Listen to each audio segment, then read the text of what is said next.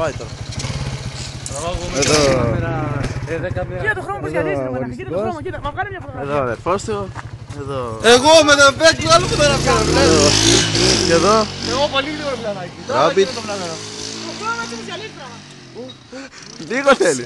Όχι, δεν είναι. Ακούγεται το. Μαλάκα είναι πολύ ψηλή. Μα εδώ ρε μαλάκα, στο πάει το έχει. Το κοπέλι είναι στο μερμοτάρδο στο κόρη.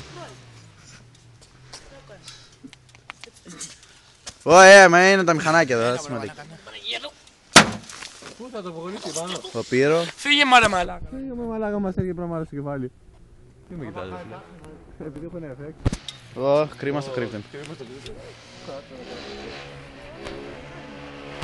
Παύλος.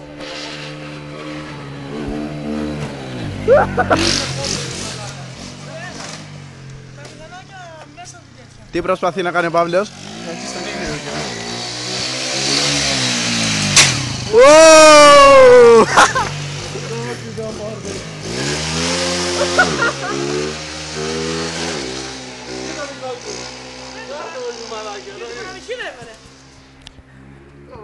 Τι έχεις να πεις? Το κοπέλι δεν... Εσύ τι έχεις να πεις? Δεν τα ρίχνω πάνω. Μιλάω, ρίχνω το στόμα. Τι να πω. Εσύ τι έχεις να πεις?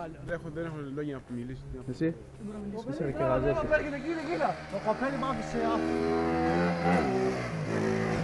Άλλη μια εδώ μπροστά, άλλη μια, άλλη μια.